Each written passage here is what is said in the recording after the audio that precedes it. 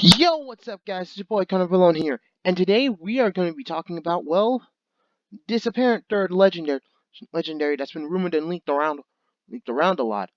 Yeah, I'm going to be referencing a lot of some YouTubers' old videos and the Pokemon trailer we saw. So be sure to be ready for that. But anyway, as you can see, we're on the Shadow Pokemon page. Now, Conrad, why are we on this page? Well, there's a good reason for that. Reason for that. Because I believe that most likely Eternius and Shadow Pokemon have a connection. Now, before you start questioning my knowledge on the Shadow Pokemon, I have somewhat read upon it. Apparently, Shadow Pokemon are created through an undiscovered process that removes Pokemon's emotions, turning it into a soulless fighting machine. Ein, creator and processor of Cypher's Head, said at science at the time of Colosseum refers to this as shutting down the doors to their hearts. Okay, we got that down. But now let's think about it. Right in a way. We don't know how the process is made in a way, but we are told that it's shutting down the doors to their hearts.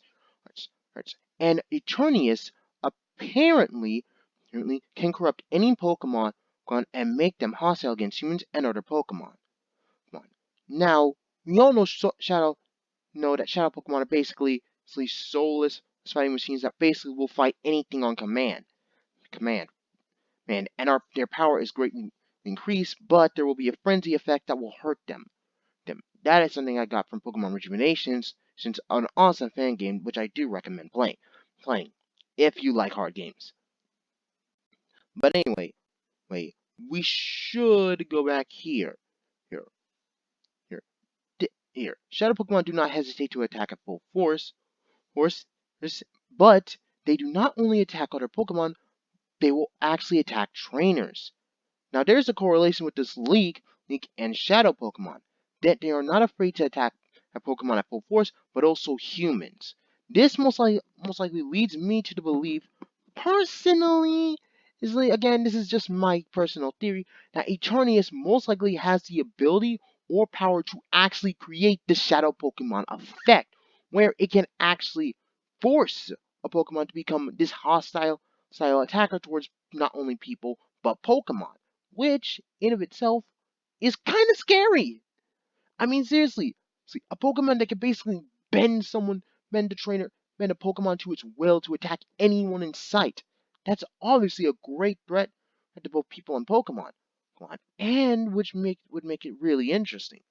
But then we gotta go. But then I want to also talk about its design. Due to the fact that we're gonna have to go to an Oh wow, forgot. You can tell that I got this from HDV. Good guy, please, you should check out his content. But now we're going to the main man, Loxton, a guy who makes some epic primo content. I was not going to discredit him anyway whatsoever. But in this video, he actually is talking about the two legendaries and the possible third legendary. Basically, Zacian, Zamazenta, and how Zacian is near Odin's sword. Yeah, there's close references to Norse mythology and how the other wolf was near Odin's shield. But then he brings up the spear, which we already know that Zacian has a sword, Zamazenta has a shield. But then we have to think, if we're gonna have a third legendary, what's the weapon of his choice? It would have to most likely be a spear if we're going for Nordic references. To which then brings me here to the Pokemon trailer. Trailer, which is basically an old one from June, which is like a month ago. So I wanted to go here for a reference. Now, let's watch it. Don't worry, it's muted, so I hope this video doesn't get demonetized or copyright striked. Please, YouTube, please, Pokemon Company. I'm trying to just make a theory here, and I'm not good at editing at all. So let's just watch it. Again, I had to cut out the music, everything. But as you can see we see Zamazenta and then Zacian coming up to fight him. Now these two most likely don't get along, as we can tell that they are fighting against each other. Either that or they're sparring partners. But they both seem ready to fight completely. Only for this to happen. A sudden gust of wind and them looking around as if something's coming. Then They both stand into each other's backs, ready to fight. Now, this leads me to believe that most likely Eternatus, which is something that Loxin also says, is most likely a bird Pokemon. Pokemon with the ability of flight. Flight, and most likely has a spear-like weapon, which wouldn't be all that shocking.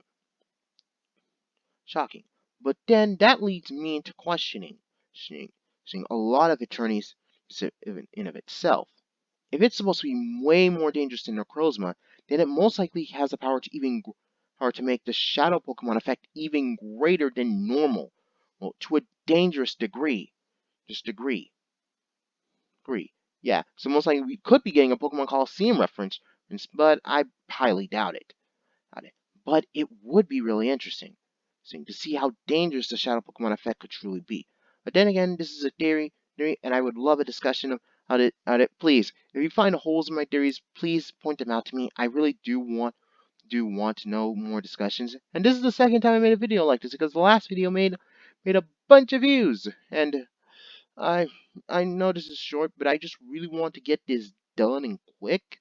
I want to talk about a whole other slew, but really, it's really interesting because if a Pokemon like Eternatus can do this to other Pokemon, and the Shadow process can affect legendaries like even Lugia, yeah, then it really does make you question how powerful is Eternatus' ability. If it most likely is the true predecessor and the ancestor who can actually fully masterfully do it if it's an undisclosed process that no one can really even tell how it's done. It's just that we can just close the Pokemon's heart. Right? And that Shadow Pokemon will attack not only Pokemon but trainers on command, man, and they don't even hold back a single one of their attacks. It really makes you wonder just how big the threat of Eternius really is.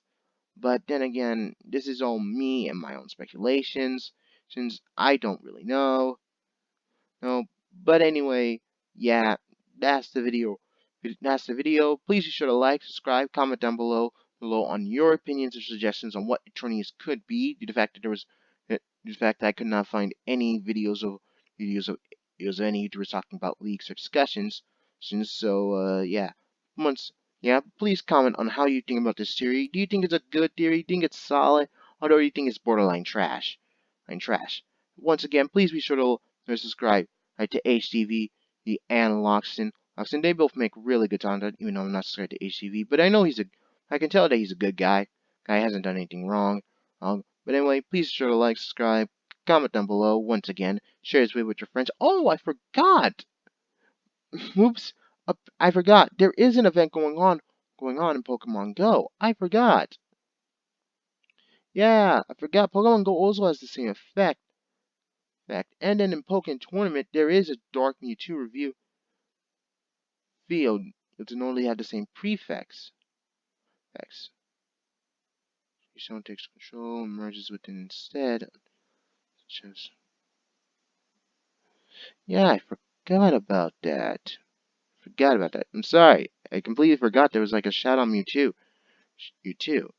But regardless, unless we can already tell that there are multiple ways to purify a Pokemon that is affected by it. But then we gotta really go into the question: is it possible for us to catch these Pokemon that are affected by Eternius and turn them back, or are they stuck like this due to the fact that we don't even know if there's a purification method possible? Anyway, once again, please be sure to like, subscribe, comment down below, share this video with your friends, and if you're already subscribed, please make sure to follow any and all future uploads. Without further ado, this is Conrad, signing off.